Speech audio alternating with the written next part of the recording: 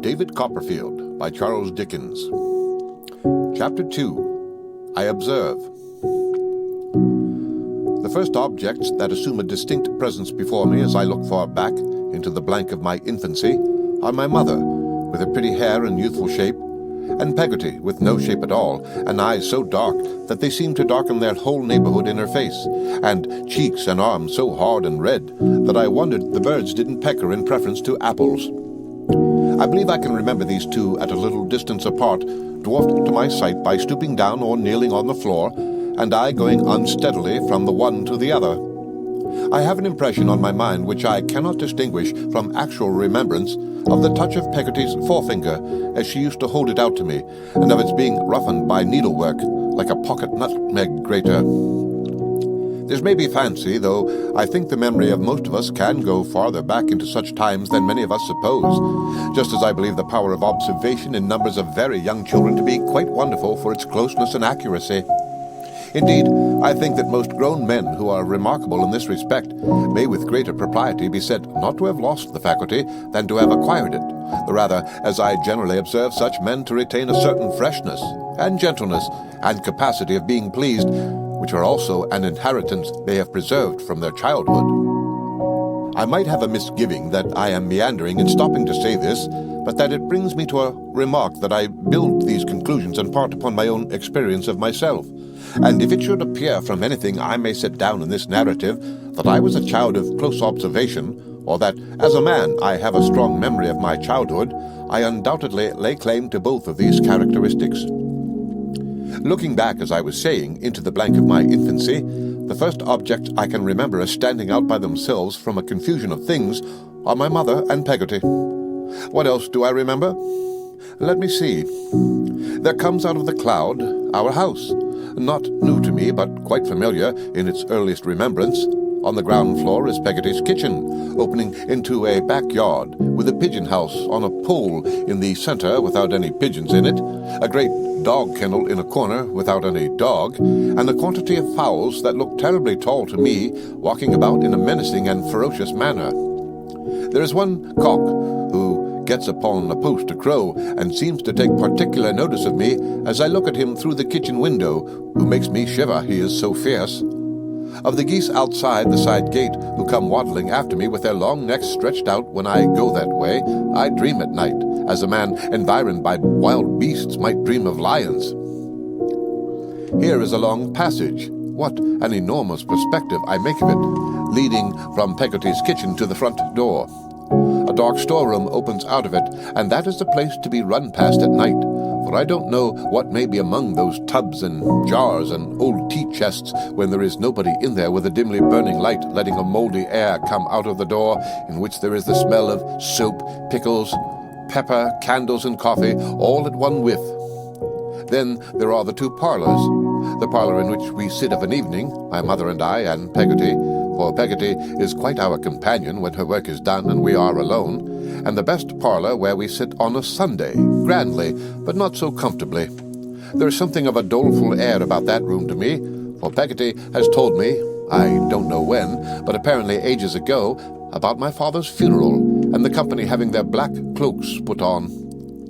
One Sunday night my mother reads to Peggotty and me in there how Lazarus was raised up from the dead, and I am so frightened that they are afterwards obliged to take me out of bed and show me the quiet churchyard out of the bedroom window, with the dead all lying in their graves at rest below the solemn moon. There is nothing half so green that I know anywhere as the grass of that churchyard, nothing half so shady as its trees, nothing half so quiet as its tombstones.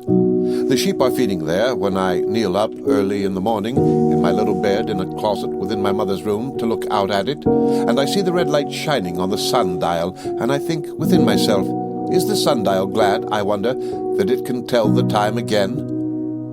Here is our pew in the church. What a high-backed pew, with a window near it, out of which our house can be seen, and is seen many times during the morning service by Peggotty, who likes to make herself as sure as she can that it's not being robbed or is not in flames. But though Peggotty's eye wanders, she is much offended if mine does, and frowns to me as I stand upon the seat that I am to look at the clergyman. But I can't always look at him, I know him without that white thing on, and I am afraid of his wondering why I stare so, and perhaps stopping the service to inquire, and what am I to do? It's a dreadful thing to gape, but I must do something. I look at my mother, but she pretends not to see me. I look at a boy in the aisle, and he makes faces at me. I look at the sunlight coming in at the open door through the porch, and there I see a stray sheep. I don't mean a sinner, but mutton, half making up his mind to come into the church. I feel that if I looked at him any longer, I might be tempted to say something out loud, and what would become of me then? I looked up at the monumental tablets on the wall, and tried to think of Mr. Bodgers, late of this parish, and what the feelings of Mrs. Bodgers must have been when affliction, sore, long time Mr. Bodgers bore, and physicians were in vain.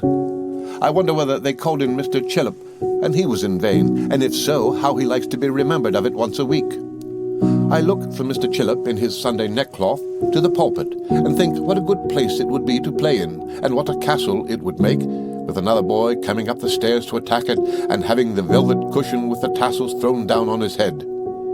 In time my eyes gradually shut up, and from seeming to hear the clergyman singing a drowsy song in the heat, I hear nothing until I fall off the seat with a crash, and am taken out more dead than alive by Peggotty.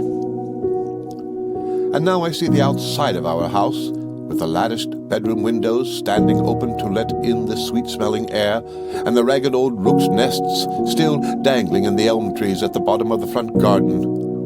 Now I am in the garden at the back, beyond the yard where the empty pigeon house and dog kennel are, a very preserve of butterflies as I remember it, with a high fence and a gate and padlock, where the fruit clusters on the trees riper and richer than fruit has ever been since in any other garden, and where my mother gathers some in a basket while I stand by, bolting furtive gooseberries and trying to look unmoved. A great wind rises, and the summer is gone in a moment. We are playing in the winter twilight, dancing about the parlor.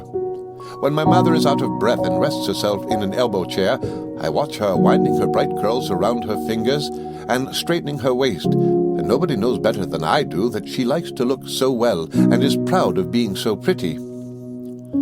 That is among my very earliest impressions, that, and a sense that we were both a little afraid of Peggotty, and submitted ourselves in most things to her direction, were among the first opinions, if they may be so called, that I ever derived from what I saw. Peggotty and I were sitting one night by the parlor fire alone. I had been reading to Peggotty about crocodiles. I must have read very perspicuously, or the poor soul must have been deeply interested, for I remember she had a cloudy impression, after I had done, that they were a sort of vegetable. I was tired of reading and dead sleepy, but having leave as a high treat to sit up until my mother came home from spending the evening at a neighbour's, I would rather have died upon my post, of course, than have gone to bed. I had reached that stage of sleepiness when Peggotty seemed to swell and grow immensely large. I propped my eyelids open with my two forefingers and looked perseveringly at her as she sat at work, at the little bit of wax candle she kept for her thread, how old it looked, being so wrinkled in all directions, at the little house with the thatched roof, where the yard measure lived, at her workbox, with a sliding lid, with a view of St. Paul's Cathedral, with a pink dome painted on the top, at the brass thimble on her finger, at herself, whom I thought lovely. I felt so sleepy that I knew if I lost sight of anything for a moment, I was gone. "Peggotty," says I suddenly, "were you ever married?" "Lord, Master Davy," replied Peggotty, "what's put marriage in your head?" She answered with such a start that it quite awoke me, and then she stopped in her work and looked at me with her needle drawn out to its thread's length. "But were you ever married, Peggotty?" says I. "You are a very handsome woman, aren't you?" I thought her in a different style from my mother, certainly, but of another school of beauty. I considered her a perfect example. There was a red velvet footstool in the best parlor, on which my mother had painted a nosegay. The groundwork of that stool and Peggotty's complexion appeared to me to be one and the same thing. The stool was smooth, and Peggotty was rough, but that made no difference. "Me handsome, Davy?" said Peggotty. "Lord, no, my dear. But what put marriage in your head?" "I don't know. You mustn't marry more than one person at a time, may you, Peggotty?" "Certainly not," says Peggotty with the promptest decision. But if you marry a person, and the person dies, why, then you may marry another person, mayn't you, Peggotty?" "You may," says Peggotty, "if you choose, my dear. That's a matter of opinion." "But what is your opinion, Peggotty?" said I. I asked her and looked curiously at her, because she looked so curiously at me. "My opinion is," said Peggotty, taking her eyes from me after a little indecision and going on with her work, "that I never was married myself, Master Davy, and that I don't expect to be. That's all I know about the subject." "You ain't cross, I suppose, Peggotty, are you?" said I, after sitting quiet for a minute. I really thought she was. She had been so short with me. But I was quite mistaken, for she laid aside her work, which was a stocking of her own, and, opening her arms wide, took my curly head within them and gave it a good squeeze. I know it was a good squeeze because, being very plump, whenever she made any little exertion after she was dressed, some of the buttons on the back of her gown flew off, and I recollect, too, bursting in the opposite side of the parlour while she was hugging me. "Now let me hear some more about the crocodils," said Peggotty, who was not quite right in the name yet, "for I aren't heard half enough." I couldn't quite understand why Peggotty looked so queer, or why she was so ready to go back to the crocodiles. However, we returned to those monsters with fresh wakefulness on my part, and we left their eggs in the sand for the sun to hatch, and we ran away from them and baffled them by constantly turning, which they were unable to do quickly on account of their unwieldy make. And we went into the water after them as natives, and put sharp pieces of timber down their throats, and in short we ran the whole crocodile gauntlet. I did, at least. But I had my doubts of Peggotty, who was thoughtfully sticking her needle into various parts of her face and arms all the time. We had exhausted the crocodiles and begun with the alligators when the garden bell rang. We went out to the door, and there was my mother, looking unusually pretty, I thought, and with her a gentleman with beautiful black hair and whiskers who had walked home with us from church last Sunday. As my mother stooped down on the threshold to take me in her arms and kiss me, the gentleman said I was a more highly privileged little fellow than a monarch, or something like that, for my later understanding comes I am sensible to my aid here. "What does that mean?" I asked him over her shoulder. He patted me on the head, but somehow I didn't like him or his deep voice, and I was jealous that his hand should touch my mother's in touching me, which it did. I put it away as well as I could. "Oh, Davy," remonstrated my mother. "Dear boy," said the gentleman, "I cannot wonder at his devotion." I never saw such a beautiful colour on my mother's face before. She gently chid me for being rude, and keeping me close to her shawl, turned to thank the gentleman for taking so much trouble as to bring her home. She put out her hand to him as she spoke, and, as he met it with his own, she glanced, I thought, at me.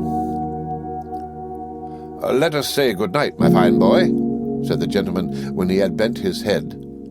I saw him over my mother's little glove. "Good night," said I. "Come, let us be best friends in the world," said the gentleman, laughing. "Shake hands." My right hand was in my mother's left, so I gave him the other. "Why, that's the wrong hand, Davy," laughed the gentleman. My mother drew my right hand forward, but I was resolved, for my former reason, not to give it him, and I did not. I gave him the other, and he shook it heartily, and said I was a brave fellow, and went away. At this minute I see him turn round in the garden, and give us a last look with his ill-omened black eyes, before the door was shut. Peggotty, who had not said a word or moved a finger, secured the fastenings instantly, and we all went into the parlour.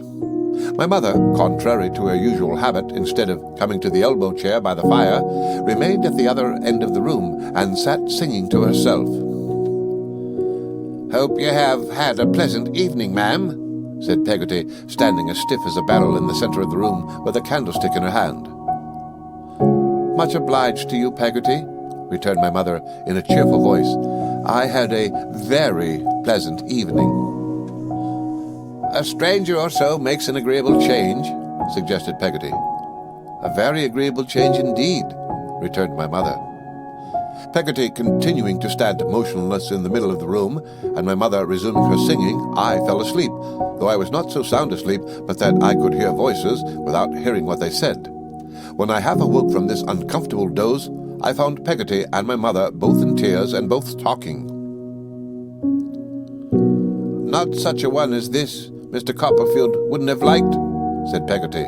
"That I say, and that I swear." "Good heavens!" cried my mother. "You'll drive me mad. Was ever any poor girl so ill-used by her servants as I am? Why do I do myself the injustice of calling myself a girl? Have I never been married, Peggotty?" "God knows you have, ma'am," returned Peggotty. "Then how can you dare?" said my mother. "You know, I don't mean how can you dare, Peggotty, but how can you have the heart to make me so uncomfortable and say such bitter things to me when you are well aware that I haven't out of this place a single friend to turn to?" "The more's the reason," returned Peggotty, "for saying that it won't do. No, that it won't do. No price could make it do. No." I thought Peggotty would have thrown that candlestick away, she was so emphatic with it. "How can you be so aggravating," said my mother, shedding more tears than before, "as to talk in such an unjust manner? How can you go on as if it was all settled and arranged, Peggotty, when I tell you over and over again, you cruel thing, that beyond the commonest civilities nothing has passed? You talk of admiration. What am I to do? If people are so silly as to indulge the sentiment, is it my fault? What am I to do, I ask you? Would you wish me to shave my head and black my face, or disfigure myself with a burn or a scald, or something of that sort? I dare say you would, Peggotty. I dare say you'd quite enjoy it." Peggotty seemed to take this aspersion very much to heart, I thought. "And my dear boy," cried my mother, coming to the elbow chair in which I was, and caressing me, "my own little Davy, is it to be hinted to me that I am wanting in affection for my precious treasure, the dearest little fellow that ever was?" "Nobody ever went and hinted no such a thing," said Peggotty. "You did, Peggotty," returned my mother. "You know you did. What else was it possible to infer from what you said, you unkind creature, when you know as well as I do that on his account only last quarter I wouldn't buy myself a new parasol, though that old green one is frayed the whole way up and that fringe is perfectly mangy. You know it is, Peggotty. You can't deny it." Then, turning affectionately to me, with her cheek against mine, "Am I a naughty mamma to you, Davy? And am I a nasty, cruel, selfish, bad mamma? Say I am, my child. Say yes, dear boy, and Peggotty will love you, and Peggotty's love is a great deal better than mine, Davy. I don't love you at all, do I?" At this, we all fell a-crying together. I think I was the loudest of the party, but I am sure we were all sincere about it. I was quite heartbroken myself, and am afraid that in the first transports of wounded tenderness I called Peggotty a beast. That honest creature was in deep affliction, I remember, and must have become quite buttonless on the occasion, for a little volley of those explosives went off when, after having made it up with my mother, she kneeled down by the elbow chair and made it up with me. We went to bed greatly dejected. My sobs kept waking me for a long time, and when one very strong sob quite hoisted me up in bed, I found my mother sitting on the coverlet and leaning over me. I fell asleep in her arms after that, and slept so soundly. Whether it was the following Sunday when I saw the gentleman again, or whether there was any greater lapse of time before he reappeared, I cannot recall. I don't profess to be clear about dates, but there he was, in church, and he walked home with us afterwards. He came in, too, to look at a famous geranium we had in the parlour window. It did not appear to me that he took much notice of it, but before he went he asked my mother to give him a bit of the blossom. She begged him to choose it for himself, but he refused to do that. I could not understand why, so she plucked it for him and gave it into his hand. He said he would never part with it any more, and I thought he must be quite a fool not to know that it would fall to pieces in a day or two. Peggotty began to be less with us of an evening than she had always been.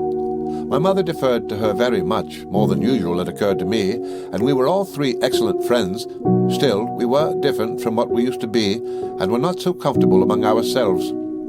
Sometimes I fancied that Peggotty perhaps objected to my mother's wearing all the pretty dresses she had in her drawers, or to her going so often to visit at that neighbour's. But I couldn't, to my satisfaction, make out how it was. Gradually, I became used to seeing the gentleman with the black whiskers. I liked him no better than at first, and had the same uneasy jealousy of him. But if I had any reason for it beyond a child's instinctive dislike and a general idea that Peggotty and I could make much of my mother without any help, it certainly was not the reason that I might have found if I had been older. No such thing came into my mind or near it. I could observe in little pieces, as it were, but as to making a net of a number of these pieces and catching anybody in it, that was as yet beyond me. One autumn morning I was with my mother in the front garden when Mr. Murdstone, I knew him by that name now, came by on horseback. He reined up his horse to salute my mother, and said he was going to Lowestoft to see some friends who were there with a yacht, and merrily proposed to take me on the saddle before him if I would like the ride. The air was so clear and pleasant, and the horse seemed to like the idea of the ride so much himself, as he stood snorting and pawing at the garden gate, that I had a great desire to go. So I was sent upstairs to Peggotty to be made spruce, and in the meantime Mr. Murdstone dismounted, and with his horse's bridle drawn over his arm, walked slowly up and down on the outer side of the sweetbrier fence, while my mother walked slowly up and down on the inner to keep him company. I recollect Peggotty and I peeping out at them from my little window. I recollect how closely they seemed to be examining the sweetbrier between them as they strolled along, and how from being in a perfectly angelic temper, Peggotty turned cross in a moment and brushed my hair the wrong way excessively hard. Mr. Murdstone and I were soon off, and trotting along on the green turf by the side of the road.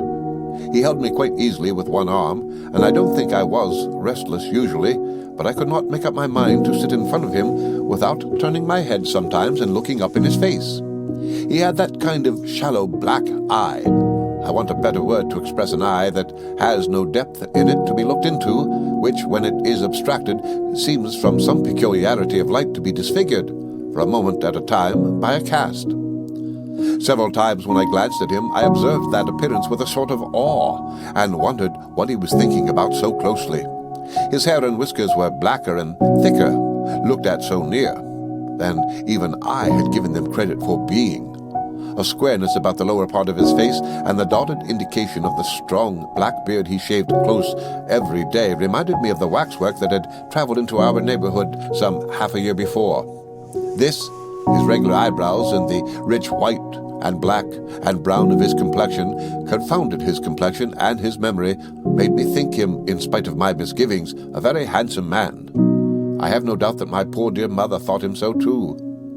We went to a hotel by the sea, where two gentlemen were smoking cigars in a room by themselves. Each of them was lying out on at least 4 chairs, and had a large rough jacket on. In a corner was a heap of coats and boat cloaks, and a flag, all bundled up together.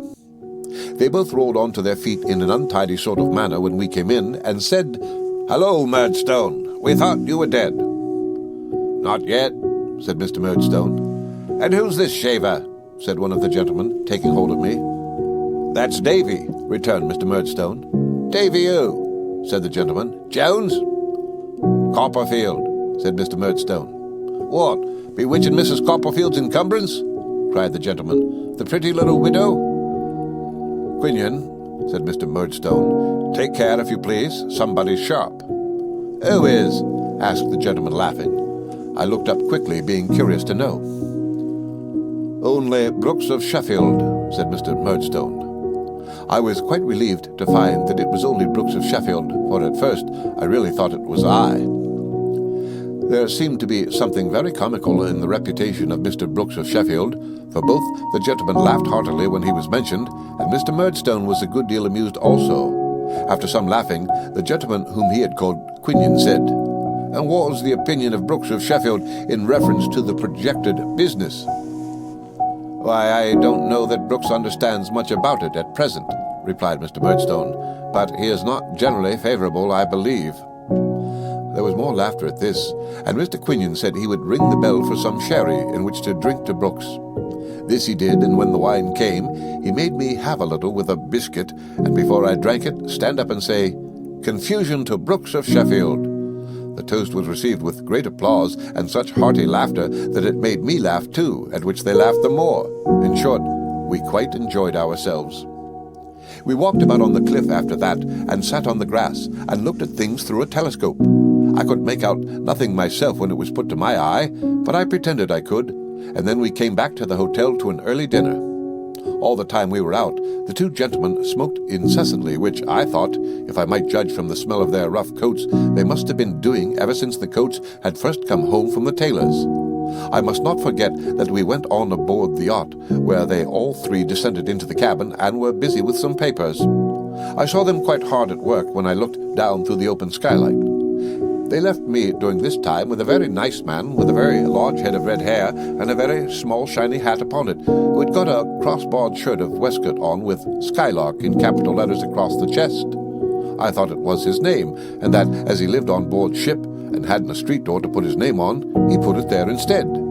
But when I called him Mr. Skylark, he said it meant the vessel. I observed all day that Mr. Murdstone was graver and steadier than the two gentlemen. They were very gay and careless.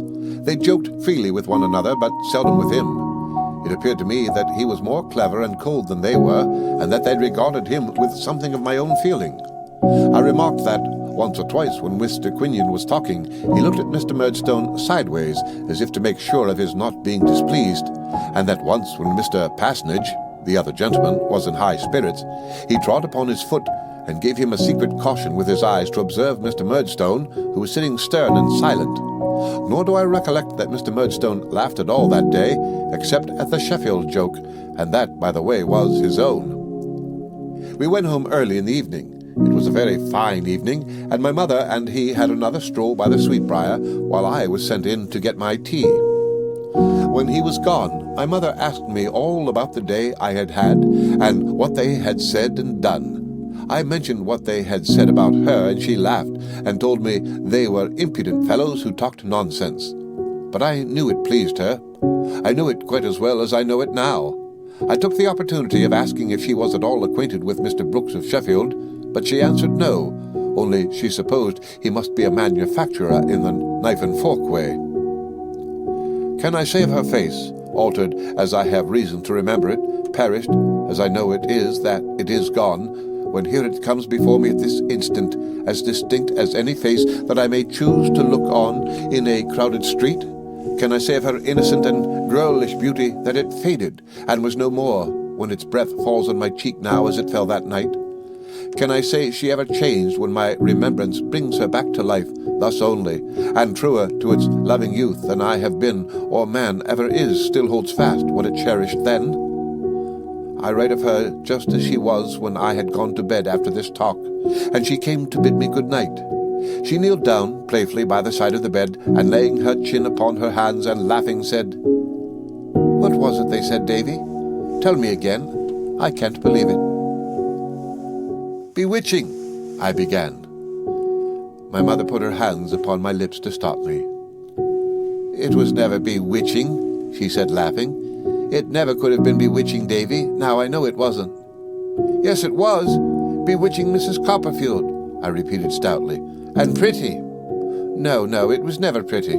"Not pretty," interposed my mother, laying her fingers on my lips again. "Yes, it was. Pretty little widow." "What foolish, impudent creatures," cried my mother, laughing and covering her face. "What ridiculous men, aren't they, Davy dear?" "Well, Ma, don't tell Peggotty. She might be angry with them. I am dreadfully angry with them myself, but I would rather Peggotty didn't know." I promised, of course, and we kissed one another over and over again, and I soon fell fast asleep. It seems to me at this distance of time as if it were the next day when Peggotty broached the striking and adventurous proposition I am about to mention, but it was probably about 2 months afterwards. We were sitting as before one evening, when my mother was out as before, in company with the stocking and the yard measure and the bit of wax and the box with St. Paul's on the lid and the crocodile book, when Peggotty, after looking at me several times and opening her mouth as if she were going to speak without doing it, which I thought was merely gaping, or I should have been rather alarmed, said coaxingly, "Master Davy, how should you like to go along with me and spend a fortnight at my brother's at Yarmouth? Wouldn't that be a treat?" "Is your brother an agreeable man, Peggotty?" I inquired provisionally. "Oh, what an agreeable man he is!" cried Peggotty, holding up her hands. "Then there's the sea, and the boats and ships, and the fishermen, and the beach, and Ham to play with." Peggotty meant her nephew Ham, mentioned in my first chapter, but she spoke of him as a morsel of English grammar. I was flushed by her summary of delights, and replied that it would indeed be a treat. But what would my mother say?